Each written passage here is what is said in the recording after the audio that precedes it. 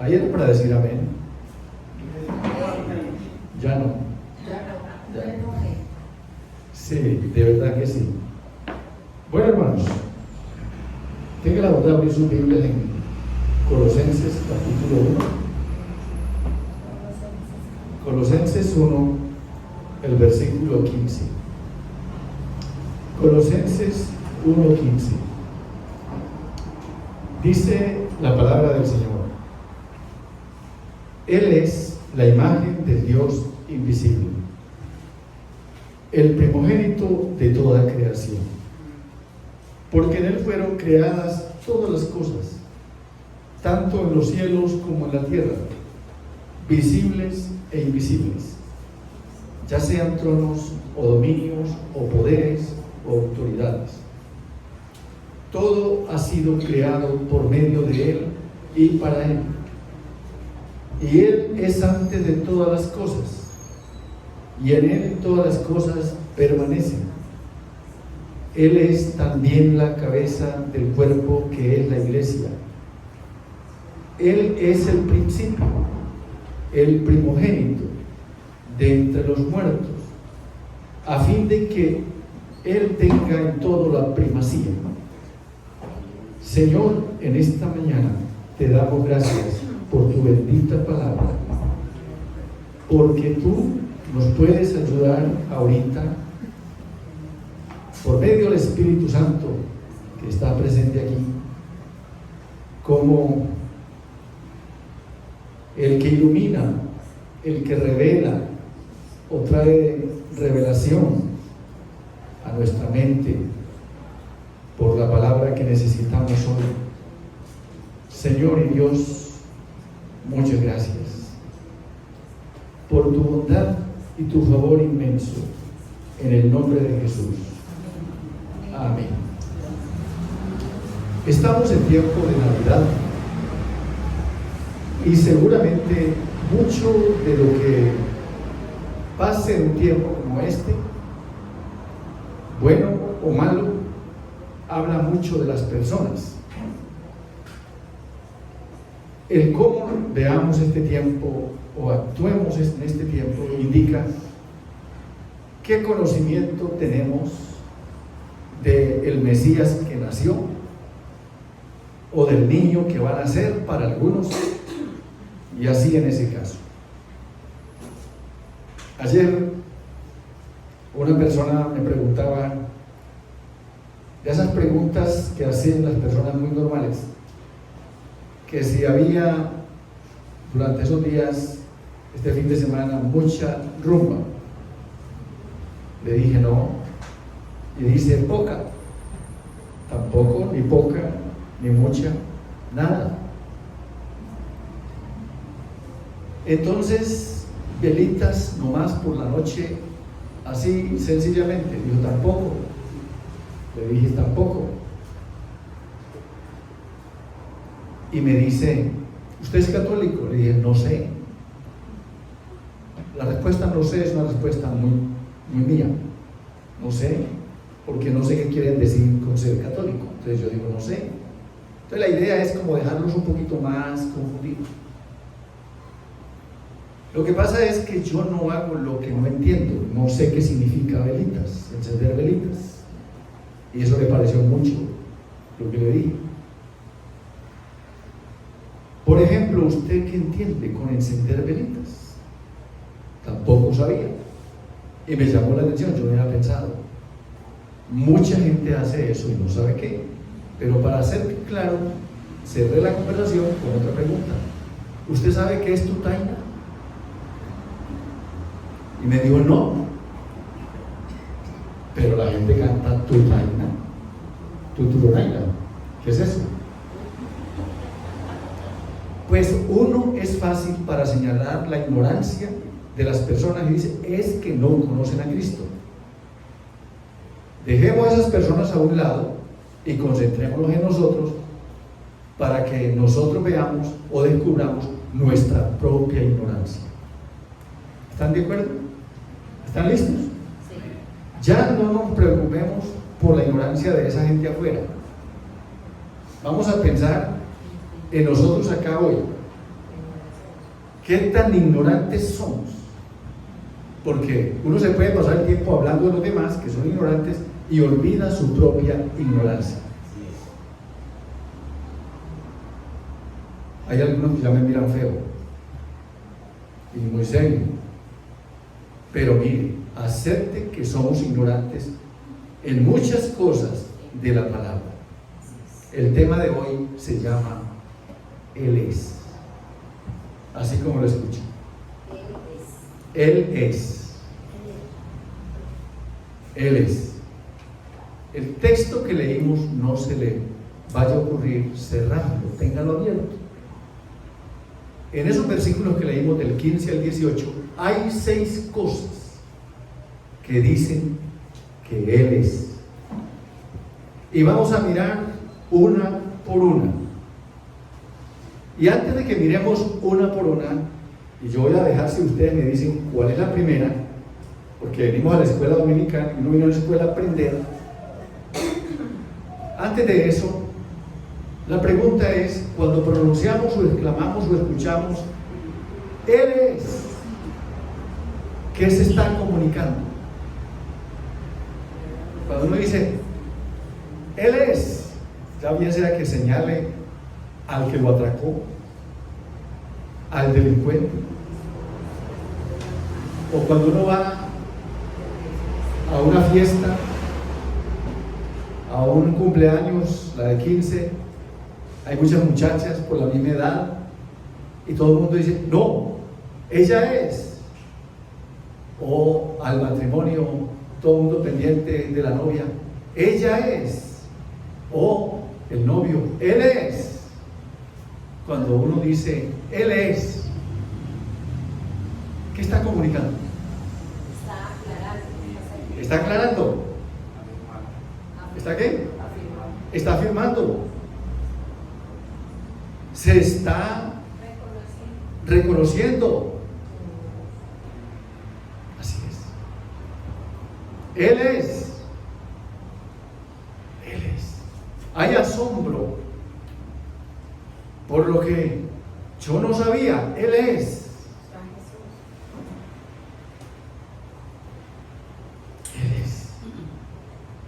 El texto leído entonces presenta 6 cosas. Vamos a ver si las descubrimos entre todos. Por ejemplo, ¿cuál es la primera? Él es la imagen de Dios invisible. Exactamente. Esa es la primera. La segunda, ¿cuál es? Él es el primogénito de toda creación. Él es el primogénito de toda creación. Muy bien. Están aprendiendo. Ustedes son buenos alumnos y no parece. ¿Cuál es la tercera? ¿Ah? Por él fueron creadas todas las cosas. Él es antes de todas las cosas. Esa es la tercera, pues, sí, está bien. ¿Cuál es la cuarta? No. Estamos diciendo lo que Él es. Lo que está diciendo es por medio de Él. Ah, bueno. Él es la cabeza del cuerpo, que es la iglesia. La quinta. Él es el principio. Muy bien. ¿Y la sexta? El primogénito de los muertos. El primogénito de entre los muertos. Ahí están las 6. No se les olvide esas 6, porque después de que veamos estas 6, vamos a hacer otra ronda, pero muy participativa, de más cosas que la Biblia dice que Él es. Así que mientras está ahí, vaya pensando, vaya teniendo la listica, y si van veniendo a la mente, le doy una idea, escríbalas, téngalas por ahí guardaditas. ¿Qué más es Él? ¿Qué más es Él? ¿Qué más? ¿Qué más? Y así. Bueno, mis hermanos, Pablo el apóstol, pues, no salió con esto para la iglesia de Colosenses o de la ciudad de Colosas con algo caprichoso. Toda esta enseñanza representa una respuesta a una herejía de esa época que atacaba la fe de los creyentes. Una herejía como el gnosticismo. Era una de las herejías más antiguas de la época y, como dije, estaba afectando a muchos creyentes. Otra herejía que estaba afectando era algo que se llamaba arrianismo, de un famoso Arrio. Él era un sacerdote de Alejandría, que su enseñanza era decir que Jesús era una criatura, simplemente un ser creado. Y la gente se estaba tragando ese cuento. Uno tiene que poner mucho cuidado que enseñan otros acerca de Jesús, que no es lo que la Biblia dice. Entonces, la iglesia de la época hacía sus reuniones que se llamaban, vamos a tener un concilio, y se llamó el concilio de Nicea. Ese concilio se reunió para estudiar todas esas enseñanzas malas que estaban dañando a los creyentes, para analizar todas esas herejías, y eso sucede como unos 325 años después de Cristo, más de 3 siglos prácticamente después de Cristo. Se introdujeron muchas herejías, muchas enseñanzas equivocadas, y frente a eso se reunieron los hermanos para hacer la siguiente declaración acerca de Jesús. Si las enseñanzas erróneas decían que Jesús era un ser creado, había que decir otra cosa, y dijeron lo siguiente: el Hijo de Dios es tan hombre como el mismo hombre, y es Dios, o es tan Dios como el mismo Dios. Y más adelante en la historia de la iglesia, entonces, a pesar de todo, pues apareció otro personaje de nombre Sósimo, y propaga la enseñanza para decir que Jesucristo no era Dios y que la humanidad no necesitaba de Jesucristo, porque Él no era ningún Dios que decía representar. Me hace pensar en los escribas y fariseos. Pero también aparecían otras enseñanzas para decir ninguna Trinidad, ningún Padre, ningún Hijo, ningún Espíritu Santo. Y de ahí entonces surge lo que son un montón de ideas que dan como base al movimiento unitario, que todavía funcionan hoy como algunos cultos. Y existen esas iglesias y son numerosas. Usted va por ahí, hoy casi no se enseña lo que les estoy diciendo, pero había una época que se enseñaba en la iglesia acerca de lo que eran las sectas falsas, las falsas doctrinas, y había muchos documentos. Se nos enseñaba, por ejemplo, qué enseñanza tenían estos grupos. Por ejemplo, este movimiento unitario aparece cuando usted vea una iglesia que se llame Iglesia Pentecostal Unida de Colombia, por ahí viene eso. O los Testigos de Jehová también van por esa misma línea. Vienen también los mormones con ese montón de enseñanzas que hacen una variante, una diferencia, así sea mínima, pero de verdad, así es. Todo esto se propagó. Y hermanos, hay que vigilar también qué cosas en la iglesia no son una enseñanza, no son una enseñanza de la palabra. Por ejemplo, algo tan sencillo. Ustedes han escuchado a algunos predicadores que le dicen a la gente: recíbelo. ¿Han escuchado algo así? Sí. Busquen en la Biblia algo de eso y no lo encuentran por ninguna parte. Para nada. Decláralo. Tampoco. Tampoco. Y hay muchos hermanos que ni se dan cuenta de eso. Miren, nadie en la Biblia hizo más milagros que Jesús. Y no hay una sola de esas veces donde Jesús llegue y diga, recíbelo, decláralo, tómalo, pisa lo que es tuyo. Para nada. Para nada. Y así es que esas cosas se van metiendo. Y son falsas. Pacte con Dios. Eso también es malo. Porque cuando murió Jesús, el velo del templo se rasgó de arriba hacia abajo. Y la enseñanza es porque el pacto era de Dios con los hombres. Y por eso era de arriba hacia abajo. Y no de abajo hacia arriba. No hay nada en la Biblia que diga pacte con Dios, sino que Dios fue el que hizo los pactos. Por eso el cantante y compositor Marcus Witt se hizo muy conocido con esa canción, Dios de pactos. Y así, porque no se ha escuchado nada de hombre de pactos. Muy bien, cierro ese paréntesis para explicarles entonces, o decirles que vayamos por cada una de ellas. La primera, Él es la imagen del Dios invisible.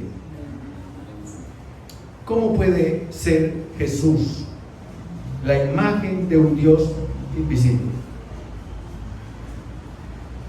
Había un asombro, una conversación un día entre Felipe y Jesús le dice, mira, el que me ha visto a mí ha visto al Padre. Y escribiendo a los hebreos dice, Él es la imagen misma del Dios invisible, de su propia sustancia. Ver a Jesús es como ver al Padre.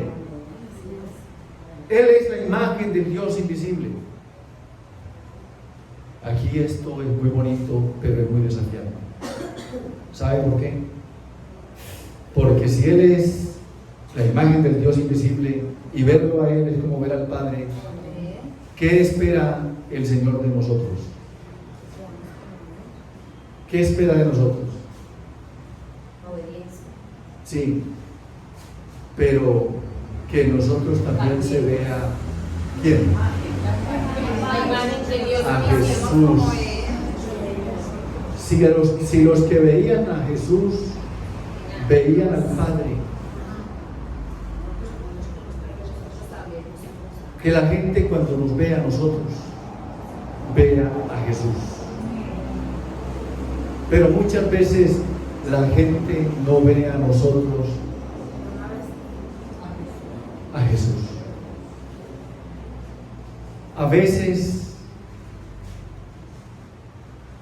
la gente ve en nosotros mucho mundo. Y por eso la iglesia del Señor, en su imagen y apariencia, muchas veces no muestra a Cristo, muestra mucho mundo, que habla como el mundo, dice palabras como el mundo, odia como el mundo, roba como el mundo, maldice como el mundo, guarda el rencor como el mundo.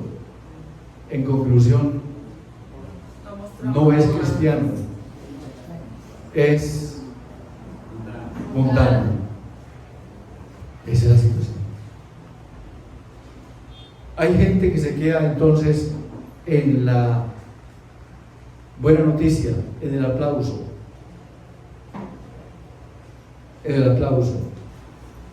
Y se es mecánico.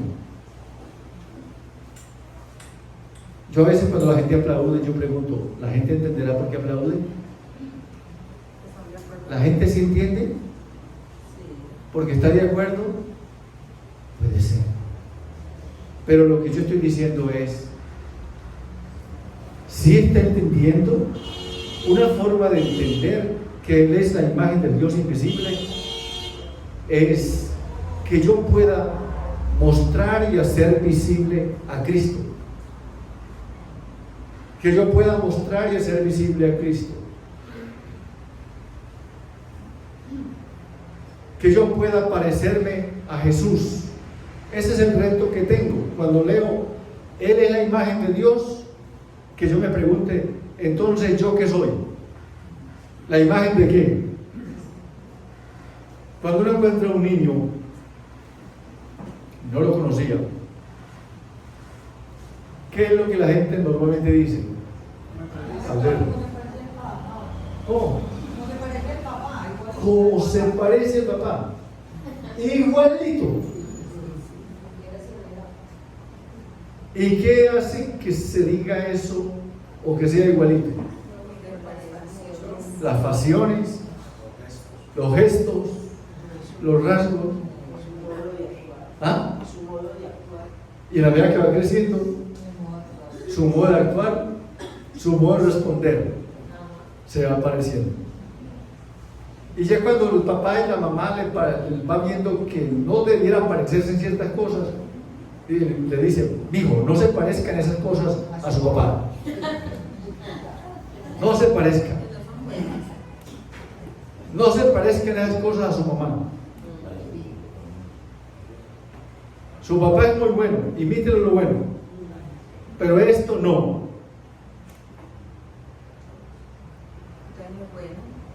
Entonces, hermanos, el Hijo Jesús, la imagen del Dios invisible, se parecía al Padre. Verlo a Él era ver al Padre. Cuando ve la gente mi vida, ¿qué ven en mí? Esto es lo retador, lo confrontador. ¿Qué ven en mí? ¿Qué ven en mí? Es muy difícil uno pasar por alto esto. Así que Él se convirtió en la imagen del Dios invisible, porque entonces Él es Dios. Si Él no fuera Dios, entonces no podría haber sido la imagen de Dios invisible. Entonces, ya habíamos dicho eso. Si actúa como el mundo, si habla como el mundo, si guarda rencor como el mundo, si roba como el mundo, pues entonces, ¿qué es? Ya, el pastor dijo, es mundano. Como cuando uno le dice, si camina como pato, si vuela como pato, si nada como pato, entonces ¿qué es? Es un pato. Y es precisamente lo que tenemos hoy entre muchos de nosotros, unos patos. Y esa es la vergüenza que podemos traer si no cambiamos. La segunda, que se encuentra en el mismo versículo 15. Él es el primogénito de toda creación. Aquí se nos revela su relación con el Padre y su posición en la Trinidad. Dios es el eterno Padre, el Hijo es el eterno Hijo. Su posición en la Trinidad es la de Hijo, el primogénito, antes que fueran creadas todas las cosas. Y eso fue lo que reconoció Moisés en el Salmo 90. Es muy interesante mirar lo que el Salmo 90, como oración de Moisés, él dice de esa manera tan especial. Él lo está diciendo, Señor, Tú has sido refugio, nuestro refugio generación tras generación. Desde antes que nacieran los hombres y que crearas la tierra y el mundo de los tiempos antiguos y hasta los tiempos postreros, ¿qué dicen? Tú eres Dios. Tú eres Dios. Desde antes de todo eso. Entonces por ahí la razón de ser el primogénito de toda creación. Imagínense que los científicos han dicho cuántos años tiene la creación y hablan de millones y no sé qué. Yo no sé y nadie sabe cómo midieron eso. ¿Cómo midieron eso? Y le buscan fecha en que desaparecieron los dinosaurios. Y los niños están abiertos a conocer todo eso. Yo no sé si todo eso es verdad, pero cuando los niños creen eso, ellos están muy abiertos a entender entonces que esto fue creado hace mucho tiempo por alguien mucho más antiguo, que el Apocalipsis lo llama el anciano de días. Hermanos, y todas las enseñanzas que se han venido dando, ¿cómo fue que surgió esto? Que una explosión, que no sé qué átomos chocaron, que todo esto fue un asunto así. Y cuando los científicos toman la lupa, ese lente, una cosa tan sofisticada, y quedan mirando todo lo que es el infinito, y quedan, si quieren ponerlo en la dirección que quieran, en dirección del universo, en dirección del mar, en dirección de donde quiera que sea, llegan a una conclusión: esto tuvo que haberlo hecho alguien. Esto no pudo haber sido solo. Esto no podía haberse hecho solo. Entonces, si esa es la creación, ¿qué poder decir que Él es el primogénito? Imagínense, ¿qué poder decir que Él es el primogénito? Amados, primogénito indica su prioridad ante toda la creación, su jefatura, su liderazgo sobre toda la creación. Ojo, no significa que Él nació primero. Significa que Él existe antes de que lo crearon, se creara.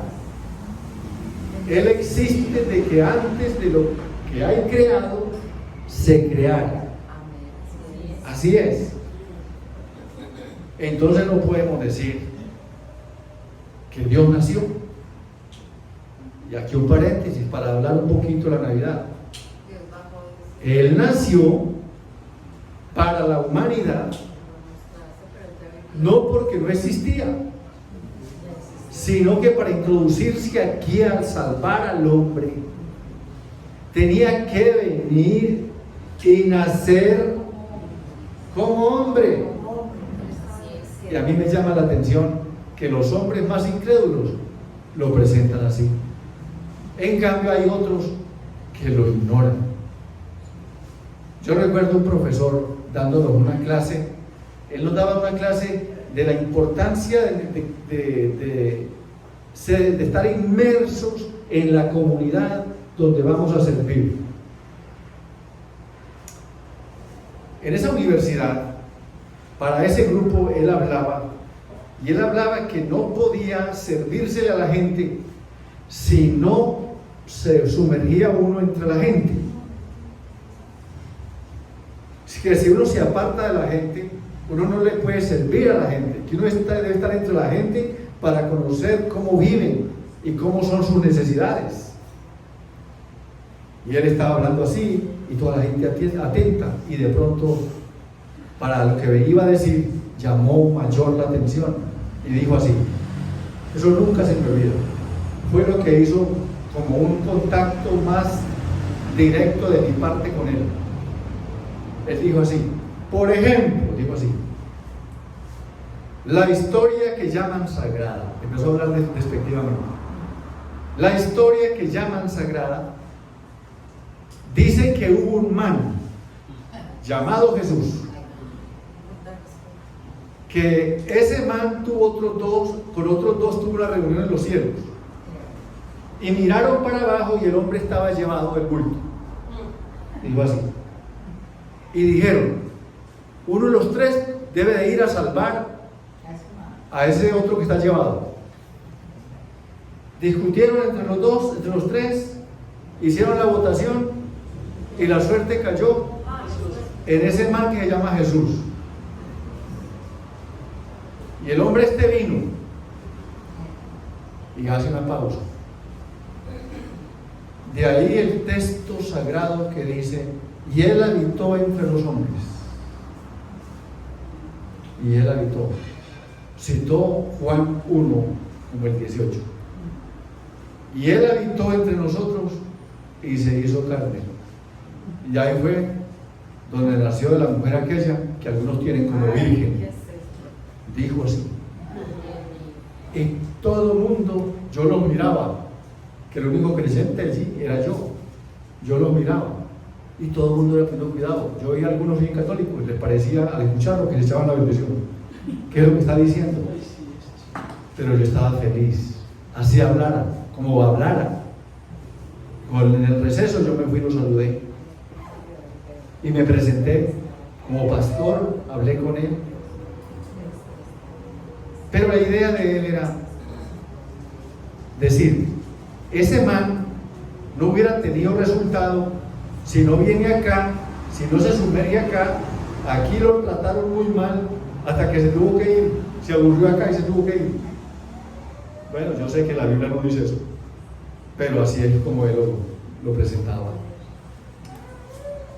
Lo que está diciendo aquí es que él, para ser el Hijo de Dios, no tuvo que nacer allá. Para ser Hijo de Dios y salvar al hombre, sí tuvo que venir y nacer aquí. ¿Hasta ahí está claro? Sí. Y si hay alguno que está confundido, no se preocupe, no va a perder la salvación por eso. Entonces, hermanos, tenemos que entender que la Biblia, cuando dice primogénito, no quiere decir que nació primero, sino que es antes de todo lo primero. Exactamente, de todo lo creado. Están en una clase hoy muy difícil, me parece a mí. Yo no sé, espero que sí sea fácil. En ninguna de las escrituras se nos enseña que el comienzo de Jesús fue en Belén. En Belén fue el comienzo de Jesús como hombre para salvar al hombre. Pero no fue el comienzo de Jesús. Ya él existía. Por eso se nos dice que la profecía dijo que vendría de Belén. En la profecía de Miqueas 5:2 se nos anunció que él nacería en Belén. Nacería como un niño, como un hombre. Pero que sus orígenes se remontaban al principio de los tiempos, a los días de la eternidad. Por eso Isaías 9:6 dice, porque un niño nos ha nacido, hijo nos ha sido dado, un niño ha nacido, pero el hijo ha sido dado. Él vino de la eternidad, ojo, vino de la eternidad. Pablo dice que dejó su trono eterno y vino y asumió nuestra humanidad. Alguien que era Dios viene y se porta aquí como tal para salvar al hombre. Bueno, este micrófono murió. El gnosticismo enseña que Jesús fue una de las criaturas, es decir, como cualquier otra criatura. Y Pablo estaba respondiendo aquí a esa idea. Por eso dijo que el Señor Jesucristo era el primogénito de toda creación, que Él estuvo detrás de la creación. Por eso, con respecto al bebé, al feto, antes que estabas en el vientre de tu madre, ¿qué dice? Yo te conocí. O sea que mucha antigüedad, mucha anterioridad. La palabra que él utilizó significa entonces que él ha sido y es antes de toda creación. O sea que él no nació o no comenzó a existir a la par de la creación o antesito, porque repito, él era, él es y será. Él fue aquel que, como ya hemos dicho, vino a este mundo hace más de 2000 años, haciéndose carne, se hizo hombre, existió antes que cualquiera creado. En el Evangelio según San Juan, capítulo 1, versículo 1 al 3, por eso dice, en el principio era el verbo. El verbo estaba con Dios y el verbo era Dios. Otras versiones dicen, en el principio era la palabra, el verbo o la palabra estaba con Dios y la palabra era Dios. Este estaba en el principio con Dios. Todas las cosas por Él fueron hechas y sin Él nada de lo que ha sido hecho fue hecho. Entonces, en varias partes de la Biblia se le llamó al Señor Jesucristo el primogénito de toda creación. Se le llamó el primogénito entre los muertos. Se le llamó el unigénito Hijo. Les decía de Hebreos, en el capítulo 1, el verso 3, leemos que el que es el resplandor de su gloria, la imagen misma de su sustancia, y quien sustenta todas las cosas con la palabra de su poder, habiendo efectuado la purificación de nuestros pecados por medio de sí mismo, se sentó a la diestra del Padre en las alturas. ¿Cuál es la tercera que encontramos en el texto? Él es antes de todas las cosas. Verso 17. Hemos dicho ya parte de esto, pero debe decirse lo que sigue. Toda la plenitud residió en el Cristo encarnado, y toda la plenitud residió en Él o estaba en Él. Él fue antes de todas las cosas. Él fue el Cristo antes de la encarnación. Antes. ¿Ustedes saben cuándo se celebró la Santa Cena? ¿Cuándo? Cuando Él fue entregado en los evangelios. Pero hay otro caso donde se dio la Santa Cena. Bueno, se encuentran dos personajes.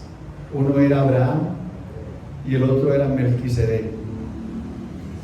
Y eso está en el Génesis. Y uno al otro le ofreció algo, le llevó la Santa Cena ese día. La Biblia dice que le llevó pan y vino. Hicieron como un intercambio y el otro le dio los diezmos. ¿Quién le dio los diezmos a quién? ¿Y quién le dio la Santa Cena a quién? A ver, vamos a usar. Ahora sí se le prendió el botoncito. Muy bien. Así lo creo. Abraham le dio los diezmos a Melquisedec. Y Melquisedec la cena. Y ahí estaba ya anunciado el sacrificio de Cristo. Imagínense cuánto tiempo. ¿Cuánto tiempo? Imagínense. Así que eso es muy importante. La cuarta que encontramos en el texto, ¿cuál es? Él es también la cabeza del cuerpo que es la iglesia. ¿Saben, hermanos? Del pasaje leído de 15 al 18, este es el versículo clave de toda la carta. Colosenses tiene 4 capítulos y el versículo clave de esa carta es 1:18. Les voy a decir por qué. Porque el énfasis recae en el hecho de que la iglesia es el cuerpo de Cristo acá en la tierra. Y esa lección hay que estarla entendiendo todo el tiempo. ¿Ustedes saben qué es un cuerpo? ¿Sí? Y la Biblia dice que Cristo es la cabeza de ese cuerpo que es la iglesia. O sea, la cabeza es Él. Él da las órdenes, Él da las instrucciones, Él la ama, Él murió por ella, la cuida, la sustenta. El cuerpo tiene muchos miembros. Pablo le dijo así a los corintios y a los romanos. Y que los miembros todos se preocupan los unos por los otros. Y eso como que parece bien claro para el cuerpo y es como innato. Si a usted, por ejemplo, le rasca un oído y no encontró por ahí algo, ¿cuál es el dedo que lleva allá? No lleva el hueso. Exactamente. ¿Cómo le parece? Bien. Si usted está en algún lugar y necesita ver algo, entonces hay unos miembros del cuerpo que son los indicados para ir a ver qué es lo que pasa. Los ojos. No ve usted que son los oídos que están allá cerca. No, porque sería, como dijo el muchacho, metiches. Si es cuestión de escuchar, son los oídos. Son los oídos, hermanos. Hablando solo del cuerpo, y esto pues un médico o una médica aquí lo entendería y nosotros ahí más o menos lo entendemos. Yo un día enseñando de la importancia de la cabeza del cuerpo, ahí estaba un médico que hace parte de nuestro trabajo. Yo le decía, usted puede vivir sin una mano, usted puede vivir sin las dos, usted puede vivir sin un pie, sin los dos, usted puede vivir sin un riñón. Y el médico que ahí me interrumpió y me dijo, y puede vivir, no sé si es con un pulmón o medio pulmón, yo no sé, pero él dijo algo ahí tan extraño que nunca lo habíamos escuchado. Pero ¿sabe qué? No se puede vivir sin cabeza. Y la iglesia no puede vivir sin Cristo, que es la cabeza. Necesitamos la cabeza. Ese es el problema para los católicos. Para ellos la cabeza es el Papa. Ya, lo que diga el Papa. Para nosotros lo que diga la palabra, lo que diga la Biblia. Él es la cabeza. Nos toca entonces escuchar las órdenes de la cabeza. Y en otra parte de la Biblia dice que así como el cuerpo humano, el cuerpo físico, cada miembro es importante, que la mano no le puede decir al pie no te necesito, ni nada parecido, y que cada miembro cumple una función, y el cuerpo acepta que cada miembro cumple una función, y esas funciones son tremendas. Posiblemente la función de ver es una función. ¿Está buena, sí o no? Muchos quisieran la función de los ojos. o de escuchar?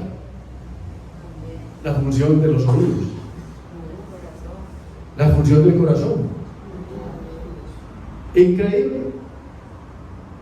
La función del páncreas, del hígado. Y si a uno le muestran, a uno le dijeran, bueno, le voy a mostrar sus hígados, como son, o el hígado, el páncreas, le voy a mostrar todo eso para ver cómo se ve. ¿Lo quiere ver? Algunos nos estremecemos, nos estremecemos. Y el trabajo que ellos hacen constantemente para que el cuerpo esté bien, y la función que cada uno hace. ¿Y qué le parece la función del colon? Esa es la función más terrible, la más fea, la más sucia.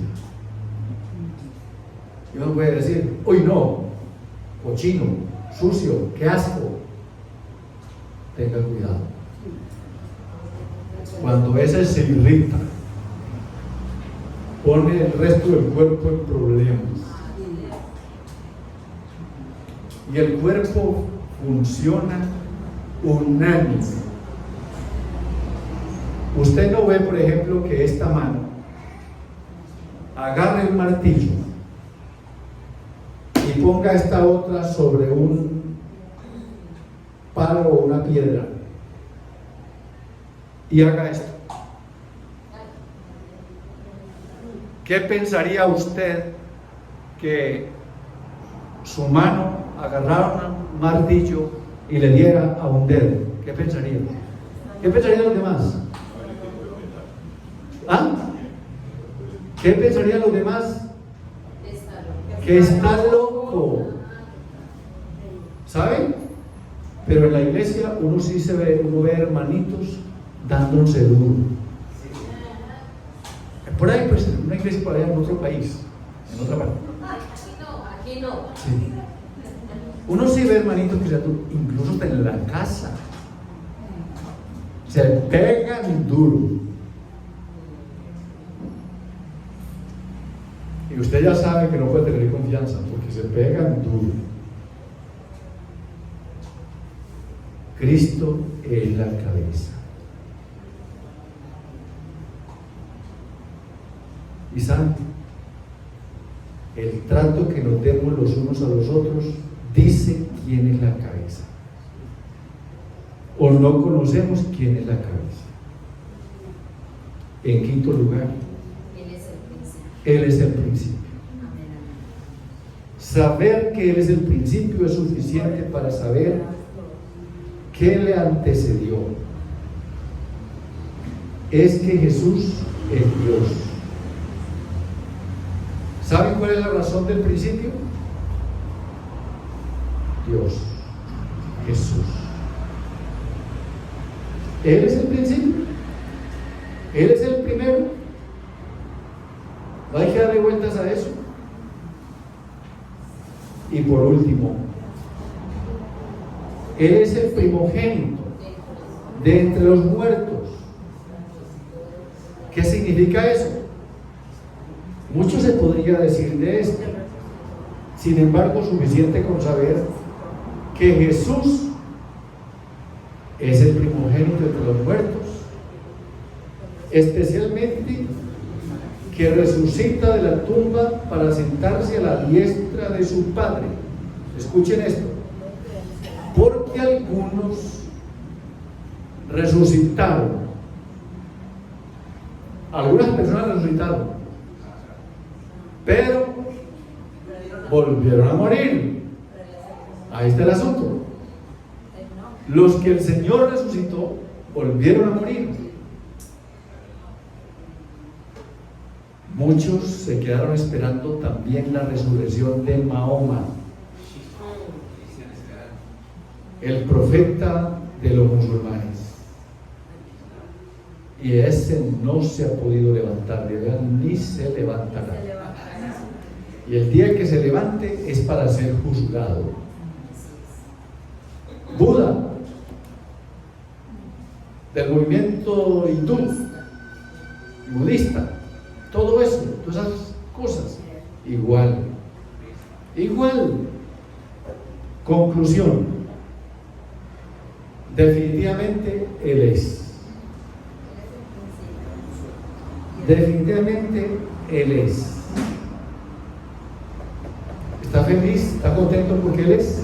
Amén. ¿Qué pasaría si Él no fuera?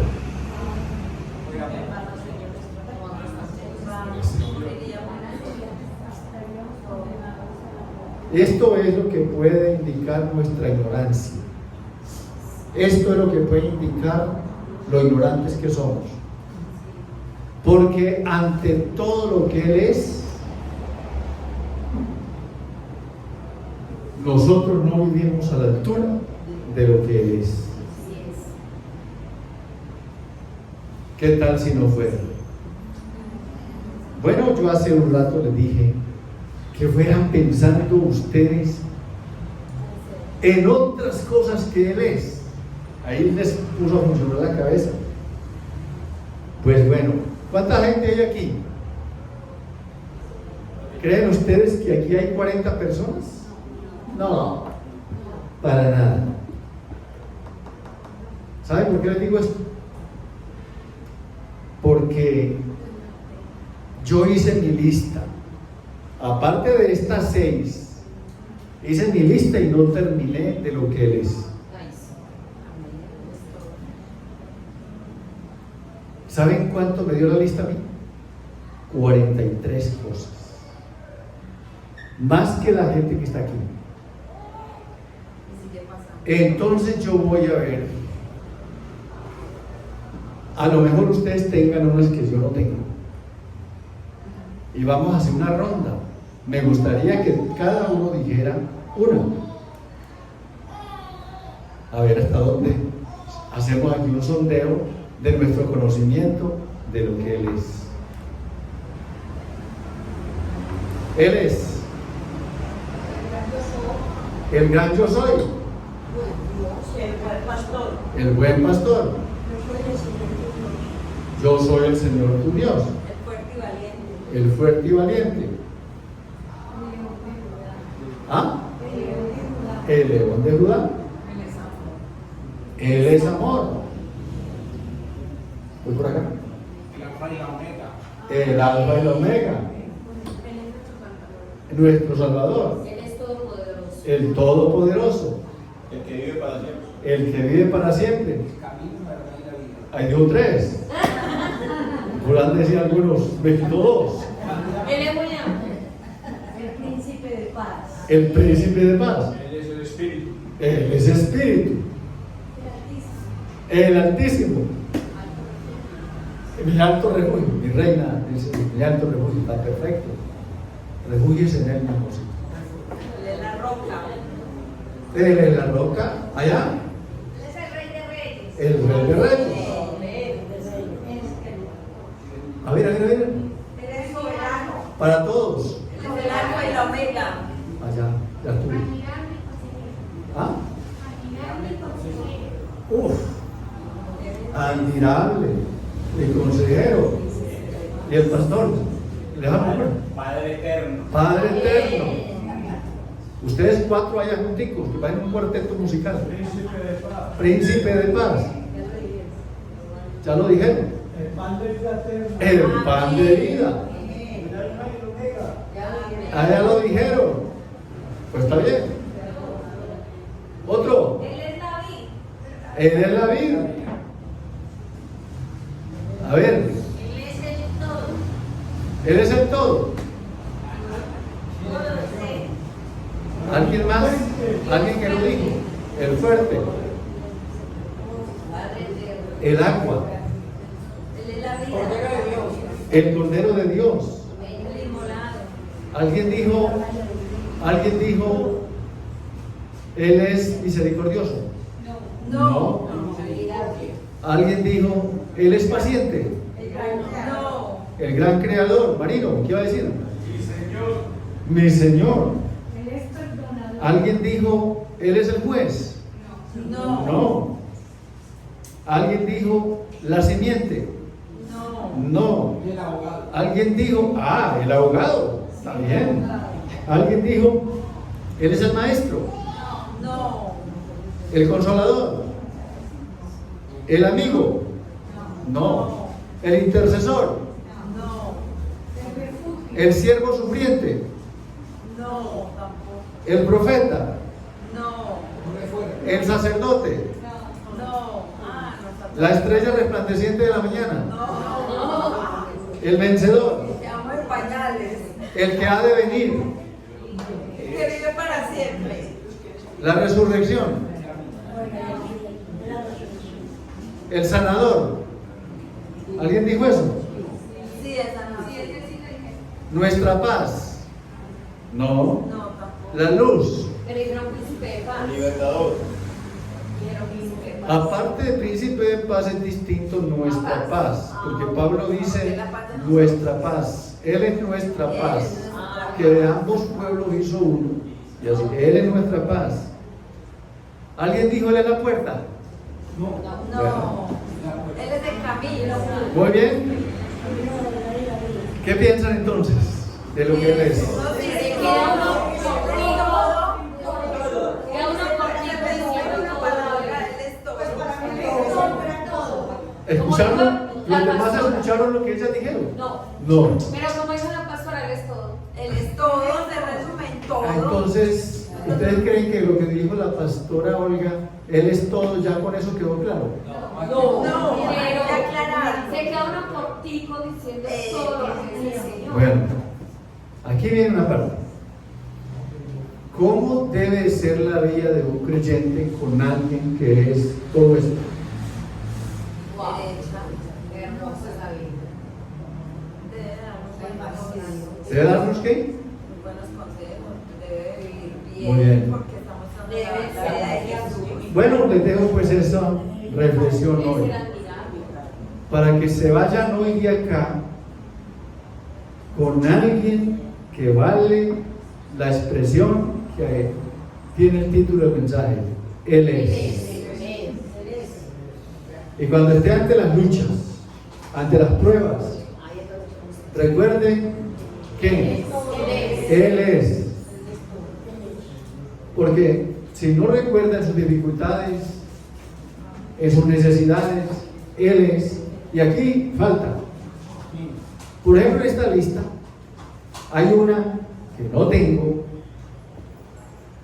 y sé que en el momento de esa lista se me quedó y ustedes no la dijeron. Él es nuestro proveedor. Exactamente, esa.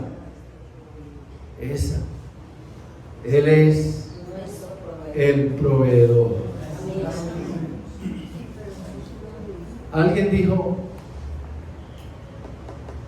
Alguien dijo de alguna manera, Él es mi proveedor o nuestro proveedor. No, pero digámoslo, no, Él lo es. Es nuestra roca.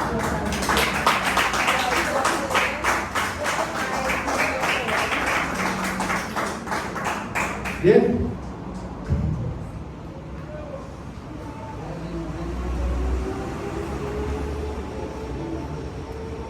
Hay tantas cosas en medio de todo esto que no deben quedar conmovido.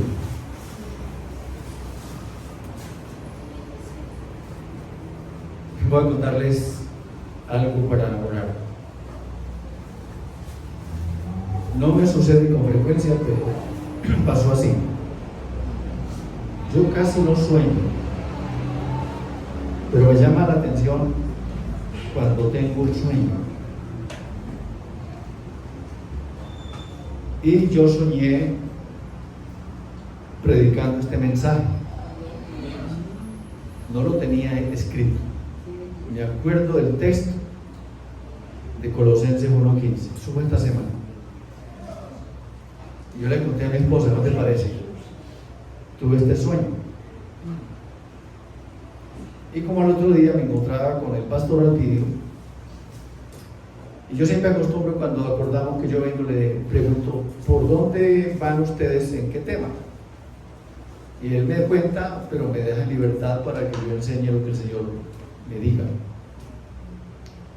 Entonces, cuando le pregunté lo que él ha venido enseñando, yo le dije y concluimos que por ahí era. Por lo tanto, esto me da mucha paz en que esta palabra es una palabra del Señor para nuestras vidas. Y no tiene que ser un mensaje de Navidad, es mejor que Navidad, mejor que natilla y buñuelos, mejor que la cena. Claro, recibamos la cena que nos manden, pero esta fue una palabra que el Señor, lo digo como testimonio. No acostumbro a esto, pero fue así. Vamos a orar, póngase en pie y démosle gracias. Señor, en este momento, delante de ti, nos presentamos, Padre omnipotente, para darte gracias, porque Él es. Señor, te pedimos perdón cuando las circunstancias, cuando nuestro caminar desconoce al que es. Perdónanos, Señor. Te pedimos perdón por lo que somos, por nuestra vida de pecado, de no andar correctamente delante de ti como el que es. Ayúdanos, Señor, en el nombre de Jesús. Bendice a tus hijos esta semana, conforme a tu bondad te lo imploro. Amén. Y amén. Y amén. Amén. Dice un profesor que va mucho al seminario y dice, ¡qué belleza! ¿Con qué se van hoy? A ver. La enseñanza de todo.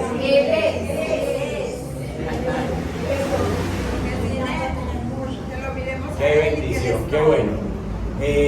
Antes de que vayan allá hay natillita y buñuelos que mi esposa y algunos otros obreros hicimos ayer.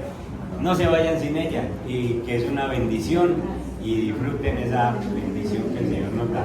Padre, gracias por esta palabra y gracias por bendecirnos de esta manera. Lo necesitamos, Señor, y esto nos fortalece, nos anima para seguir caminando no solo este resto de año, sino el año que viene también, Señor. En Cristo Jesús. Amén.